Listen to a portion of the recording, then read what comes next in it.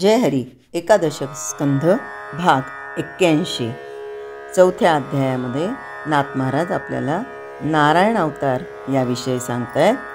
ते सांगतात की भक्त आणि भगवंत यांचं कसं असतं, तर विघ्नांनी कासावी सोन भगवंता धाव धाव अशी हाक एखाद्या भक्तानं मारली की भगवंत धावतोच, यात शंका नाही. पण विघ्न भक्तापाशी येण्यापूर्वीच भगवंत त्याचं निवारण करतो. शिवाय एखादं विघ्न संतापून जेव्हा भक्ताला छळायला धावतं, तेव्हा त्या विघ्नामध्येच भक्ताला भगवंताचं स्वरूप प्रगट दिसतं. त्यामुळं विघ्न आलं तरी भक्ताला त्याचा ताप मुळीच होत नाही. गजानन महाराजांच्या पोथीमध्ये आपल्याला हे असे अनेक दृष्टांत पाहायला मिळतात, ऐकायला मिळतात, वाचायला मिळतात, जाणून घेता येतात की गजानन महाराज ही कशी अलौकिक शक्ती होती, भगवंताचा अवतार होते. आणि त्यांनी आपल्या भक्ताला खूप मारलं, पायानी तुडवलं, खूप मारलं.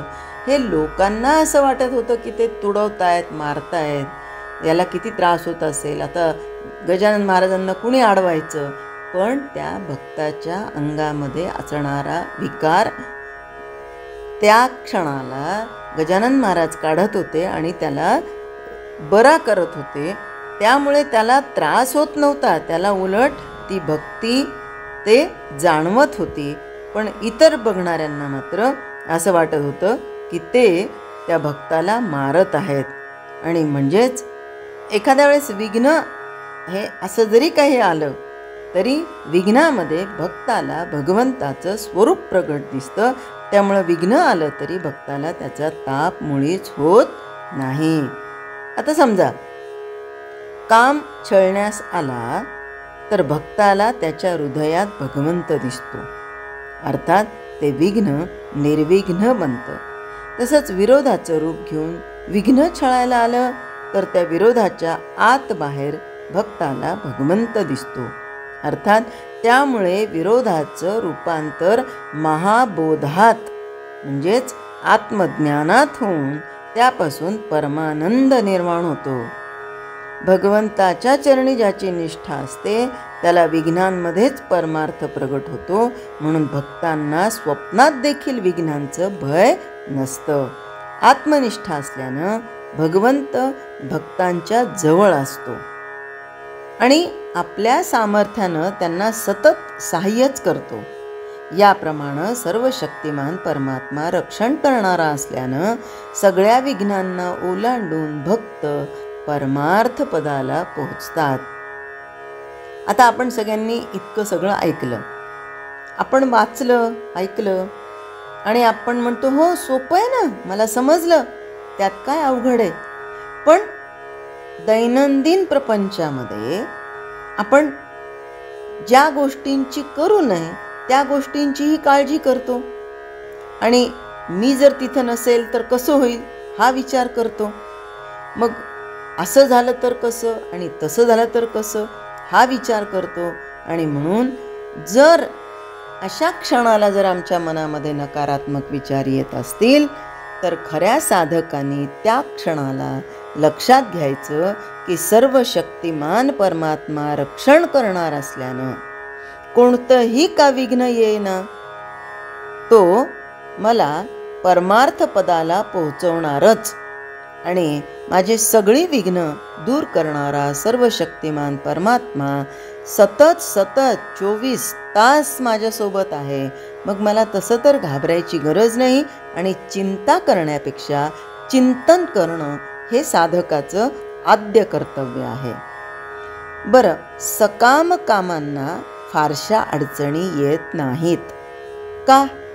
कारण कामक्रोधांना जे सहज वश होतात, आपली तपश्चर्या खर्च करून ते भोग तरी भोगतात किंवा विकारांच्या तडाख्यात सापडून फुकट तप गमावतात. काही साधक प्राणायामानं प्राणापानांचा विरोध करून प्राणावर ताबा मिळवतात. तसंच वारा, पाऊस, थंडी, ऊन हे सगळं सहन करून ते अनुष्ठानात गुंतलेले असतात. पण भूक तहान आवरलेले आणि जीभ आणि उपस्थ ताब्यात ठेवलेले हे लोक मी काम जिंकला अशा अभिमानानं उन्मत्त बनतात. क्षुल्लक अपमानानं देखील त्यांना भयंकर राग येतो. मग रागाच्या भरात शाप देऊन आपली निष्ठा आणि तपसंपत्ती गमावून बसतात. तर इतर काही साधक कडक सकाम अनुष्ठान करून स्वर्गतुल्य भोग भोगतात, पण त्यांना चटदिशी राग येतो. त्यामुळे एखादा प्रखर शाप देऊन सगळ्या तपावर ते पाणी सोडतात आणि याचं ज्ञानच त्यांना नसतं. का बरं? कसं होतं त्यांच्या बाबतीत? तर अफाट समुद्र तरून जाणाऱ्या माणसानं एवढ्याशा डबक्यात बुडून मरावं तशातलाच हा प्रकार असे साधक करतात. कोण? तर काम क्रोध एकमेकाला सोडून राहत नाहीत. म्हणून कामवासनेची अतृप्ती हीच क्रोधाची दृढस्थिती समजावी. अर्थात काम क्रोध अभक्तांना छळतात. भगवंताच्या भक्तापुढे त्यांचं मात्र काहीही चालत नाही. तो त्यांचा सन्मान करतो. म्हणजे आपल्याला छळायला आलेल्याची आपणच पूजा करणं हे पूर्ण पोहोचलेल्या साधूचं लक्षण आहे. हे सगळं ऐकून सामान्य माणसाला असं वाटेल की मनापासून निष्ठेनं भगवंताची भक्ती करीत असता मोठी विघ्न येतात. नारायणानं त्यांना जिंकलं हे बरोबर आहे, पण भोळे भाळे लोक भक्ती करू लागल्यावर जर अशी विघ्न आली तर मात्र त्यांची फजितीच व्हायची ना. मग त्यांना भगवंताची प्राप्ती कधीच होणार नाही की काय? नाही, असं नाही. बरं, असा संशय किंवा भीती बाळगण्याचंही कारण नाही. कारण इंद्राला इंद्रपद, कामाला कामपणा, क्रोधाला क्रोधपणा भगवंताच्या सत्तेनंच येतो. त्याची भक्ती करू लागलं म्हणजे तो स्वतः त्यांना आवरतो. तो म्हणजे भगवंत त्यांना आवरतो आणि भक्तांना त्याचा स्पर्श देखील होऊ देत नाही. म्हणजेच काय होतं? तर भगवंताच्या नामस्मरणानं भक्तांचं संरक्षण होत असतं. किंबहुना आपलं नाम घेणाऱ्या भक्तांचा कैवार घेण्यासाठीच देव अनेक अवतार घेतात. आता बाकीचे काही अवतार ते कोणते? तर नारायणासारख्या पूर्ण अवताराचं एक वैशिष्ट्य असं की तो कशाचाही आणि कोणाचाही अभेर करत नाही. विश्वामध्ये परमात्मा विश्वव्यापी असल्यानं जगामध्ये वाईट वस्तूच नाही, प्रत्येक वस्तूचा उपयोग करून घेण्याची युक्ती मात्र साधली गेली पाहिजे. आणि म्हणून कामक्रोधादिकांचा नारायणाने आदर केला. नाथांनी इतर बरेच अवतार वर्णन केलेले आहेत. ज्यावेळी जे कार्य करायचं असेल त्याला पुरेशी शक्ती घेऊन भगवंत अवतार घेतो. या दृष्टीनं प्रत्येक अवतार पूर्णच आहे. आणि दुसरी एक महत्त्वाची गोष्ट अशी की अगदी प्रापंचिक संकटात देखील भगवंत पुढे येऊन मदत करतो.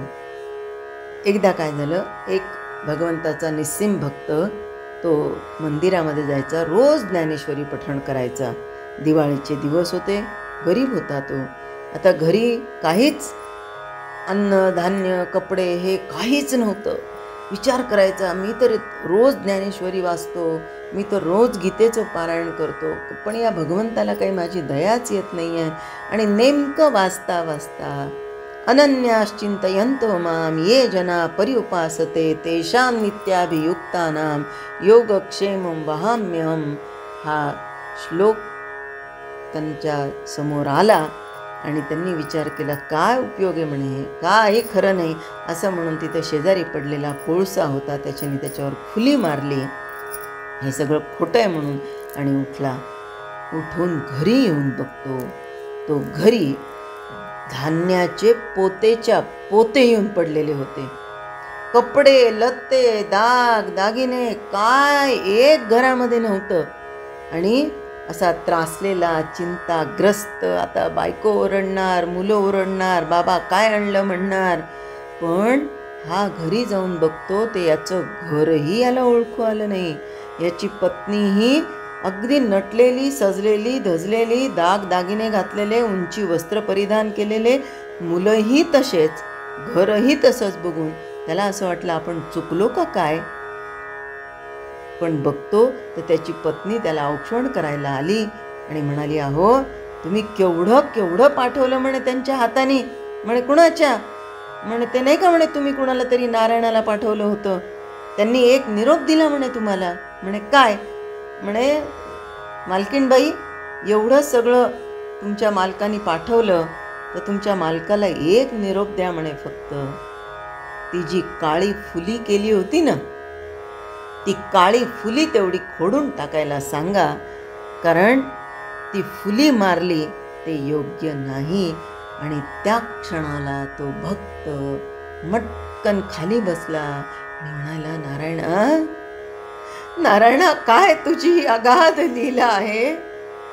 या क्षणाला मला असं वाटलं होतं की सगळ्यांचं रक्षण करणारा तू आणि दिवाळीचं मी काय करू.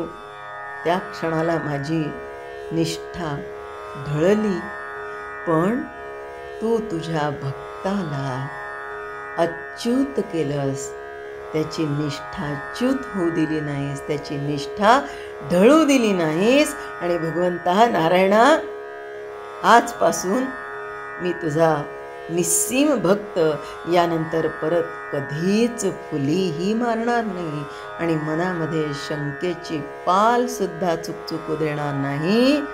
तर असा हा भगवंत प्रापंचिक संकटात देखील पुढे येऊन आपल्या निस्सीम भक्ताला मदत करतो.